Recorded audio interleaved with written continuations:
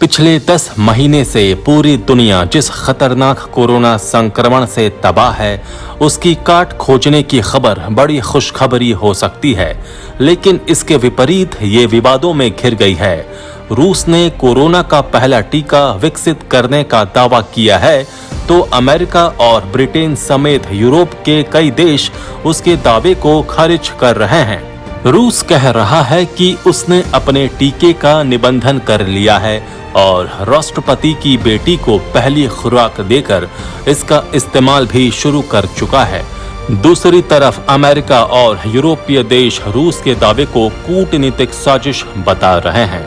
उनका कहना है कि सोवियत संघ के पतन के बाद एक ध्रुवीय विश्व को रूस एक बार फिर से दो ध्रुवीय बनाना चाहता है, ताकि अमेरिकी वर्चस्व को खत्म किया जा सके।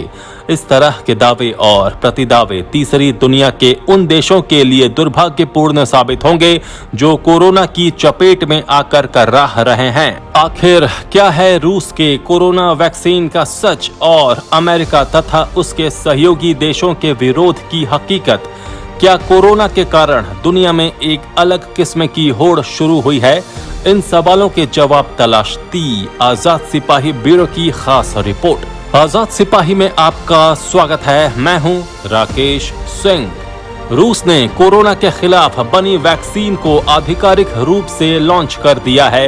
ये कोरोना महामारी के खिलाफ बनी दुनिया की पहली वैक्सीन है, लेकिन रूस के दावों पर दुनिया भर के तमाम जानकार सवाल उठा रहे हैं कि क्या वाकई रूस इतने कम समय में कोरोना की वैक्सीन तैयार कर पाया है। रूस में इस समय कोरोना के 8 लाख सक्रिय केस हैं। इस लिहाज से रूस अमेरिका, ब्राजील और भारत के बाद कोरोना से सबसे ज्यादा प्रभावित चौथा देश है।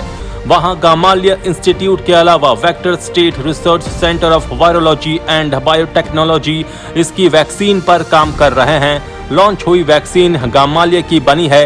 ये अगले 3 से 7 दिन के भीतर नागरिकों पर इस्तेमाल के लिए उपलब्ध हो सकेगी। रूस की वैक्सीन को लेकर अमेरिकी और यूरोप के विशेषज्ञों की सबसे बड़ी आपत्ति ये है कि रूस ने पहले कहा था कि इसे किसी भी हाल में सितंबर से पहले शुरू नहीं किया जा सकता है। अगस्त के शुरू में रूस के स्वास्थ्य मंत्री मिखाइल मुराशकोव ने बताया था कि वैक्सीन का क्लिनिकल ट्रायल पूरा हो गया है और उम्मीद है कि सितंबर में वैक्सीन का क्रमवार उत्पादन शुरू हो जाएगा, लेकिन अब अचानक इसे लॉन्च कर दिया गया है। विशेषज्ञों का कहना है कि वैक्सीन बनने में अमूमन वर्षों और दशकों लग जाते हैं।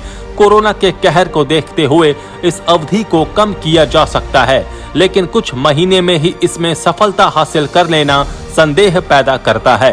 विशेषज्ञों की दूसरी बड़ी आपत्ति इस बात को लेकर है कि वैक्सीन का क्लिनिकल ट्रायल पूरा होने का दावा करने वाले इंस्टीट्यूट ने अब तक दूसरे और तीसरे फेज के ट्रायल के आंकड़े सार्वजनिक नहीं किए हैं। ये दोनों फेज ये तय करने में अहम भूमिका निभाते हैं कि वैक्सीन कितनी कारगर और सुरक्षित है। WHO ने भी कहा है कि उसके पास रूस की वैक्सीन के केवल फेज 1 के आंकड़े हैं। WHO ने रूस से आग्रह किया है कि वो सभी मानकों का पालन करे। तीसरी आपत्ति ट्रायल की प्रक्रिया को लेकर है।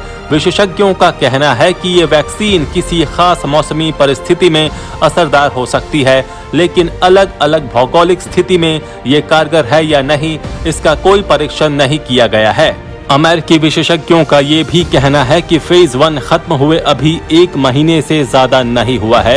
इस हिसाब से ट्रायल फेज 2 में होने चाहिए। इसलिए बहुत मुमकिन है कि रूस ने फेज 3 की क्लिनिकल ट्रायल के बिना ही इसे उतार दिया है। फेज 3 इसलिए सबसे अहम है क्योंकि इसमें ही परखा जाता है कि बड़े पैमाने पर इंसानों में इस्तेमाल के लिए वैक्सीन कितनी सुरक्षित है। तमाम दूसरी कंपनियां तीसरे फेज में कम से कम 30,000 वॉलंटियर पर ट्रायल कर रही हैं। उन्हें पूरा होने में वर्षों नहीं तो कम से कम कुछ महीनों का तो वक्त चाहिए। रूस के स्वास्थ्य मंत्रालय के महामारी विशेषज्ञ निकोलाई बिक्रो ने कहा है कि दरअसल रूस ने ये वैक्सीन एकदम जीरो से नहीं शुरू की है, इसलिए हम इतने कम समय में इसे लॉन्च करने की स्थिति में आ गए हैं। गामालिया रिसर्च सेंटर इस तरह की वैक्सीन बनाने में माहिर है। इस वैक्सीन पर संदेह की कोई गुंजाइश नहीं है। उधर ब्रिटेन की ऑक्सफोर्ड यूनिवर्सिटी और अमेरिका की मॉडर्ना कंपनी द्वारा तैयार की जा रही वैक्सीन का भी इंसानों पर ट्रायल किया गया है। इसका परिणाम भी सकारात्मक आया है। इन वैक्सीन के शोध कार्यों से जुड़े विशेषज्ञ द्वारा ये उम्मीद जताई जा रही है कि ये टीका सितंबर में ही बाजार में आ सकता है। यदि सब कुछ तय समय के अनुसार पूरा हो जाता है तो कोरोना से जूझ रहे लोगों के लिए ये एक बड़ी राहत होगी। जानकारों की माने तो ब्रिटेन की वैक्सीन का ट्रायल अभी मात्र 15 लोगों पर किया गया है। इन सभी लोगों को कुछ सामान्य सी समस्याओं के अलावा वैक्सीन के कारण कोई सेहत संबंधी समस्याएं नहीं हुई हैं। अब इसके ट्रायल के लिए इंसानों की संख्या बढ़ाकर 200 से 300 के बीच रखी जाने की संभावना है।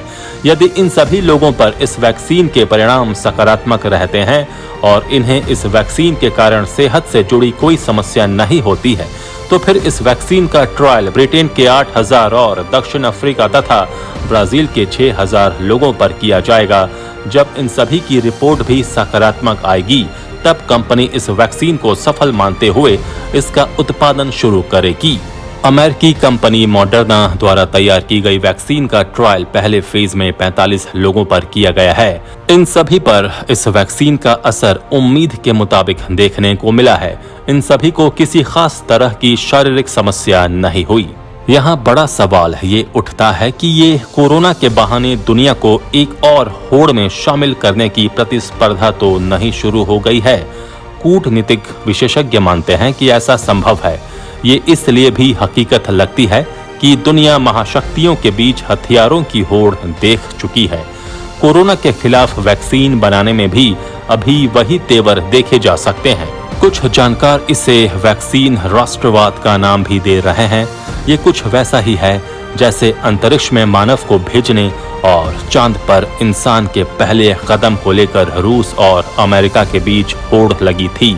इस होड़ का सबसे बुरा असर भारत जैसे उन देशों पर पड़ेगा जो कोरोना के साथ साथ आर्थिक और सामाजिक संकटों का सामना कर रहे हैं। रूस, चीन, अमेरिका और पश्चिम के दूसरे देशों की इस प्रतिस्पर्धा की राह में जो भी गरीब मुल्क आएंगे उनकी बर्बादी तय है।